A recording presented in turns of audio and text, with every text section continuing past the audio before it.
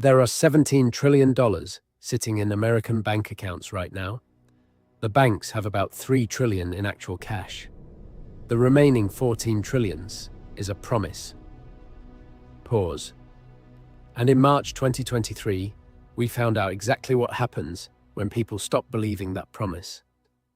The system that nearly destroyed the global economy in 2008 and claimed Silicon Valley Bank in 2023 has a deceptively simple name: fractional reserve banking. When you deposit money into your checking account, you assume it sits there waiting for you. It doesn't.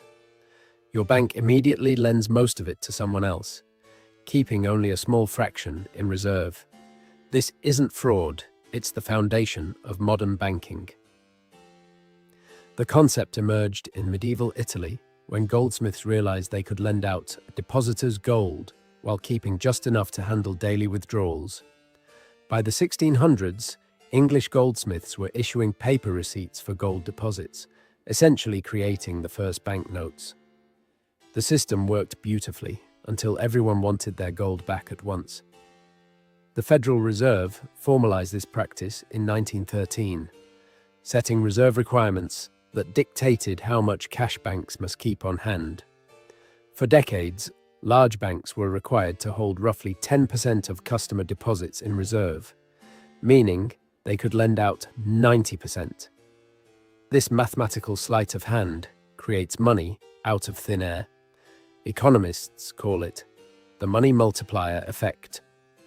When Bank A lends your $1,000 deposit to a borrower who deposits it in Bank B, which then lends $900 to another borrower, the original, $1,000 becomes $2,710 in the banking system. The system generates enormous profits during good times. Banks pay depositors perhaps 1% interest, while charging borrowers 5 to 7% on loans, pocketing the difference. But this leverage cuts both ways. When depositors lose confidence and demand their money simultaneously, banks face an impossible mathematics problem. They simply don't have enough cash to pay everyone back. This vulnerability materialized with terrifying speed at Silicon Valley Bank. The bank had grown rapidly during the tech boom, accumulating deposits that soared from $61.8 billion in 2019 to over $189 billion by 2021. Management made a fateful decision. They invested heavily in long-term government bonds, assuming interest rates would remain low. When the Federal Reserve aggressively raised rates in 2022 to combat inflation, those bonds lost tremendous value. On Wednesday, March 8, 2023, Silicon Valley Bank announced it had sold $21 billion of its bond portfolio at a $1.8 billion loss and desperately needed to raise $2.25 billion in new capital. The announcement sent shockwaves through the tech community. Unlike traditional banks with diverse customer bases, SVB concentrated on startups, venture capital firms, and tech workers.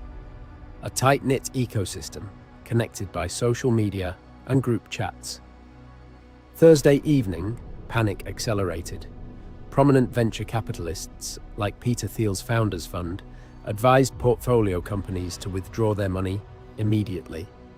WhatsApp groups and Slack channels buzzed with urgent warnings.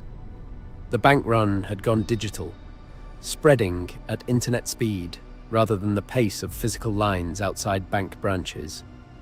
Friday morning, March 10th, the collapse became inevitable.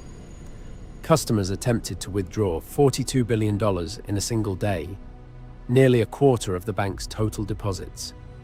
For context, during the 2008 financial crisis, Washington Mutual lost $16.7 billion over 9 days before failing. Silicon Valley Bank lost more than double that amount in hours. Pause. By 2 p.m. Pacific Time, California regulators had seized the bank and appointed the FDIC as receiver. They mourned the failure exposed a dangerous reality about deposit insurance. The Federal Deposit Insurance Corporation protects individual accounts up to $250,000, a limit established in 2008. But Silicon Valley Bank's average account balance far exceeded that threshold. Estimates suggest more than 90% of deposits weren't insured. Roku had $487 million at the bank. Streaming service Roblox held $150 million. Hundreds of startups faced potential payroll disasters. The weekend brought unprecedented government intervention. Treasury Secretary Janet Yellen, Federal Reserve Chair Jerome Powell, and FDIC Chairman Martin Gruenberg announced that all Silicon Valley Bank depositors, not just those under the insurance limit, would be made whole.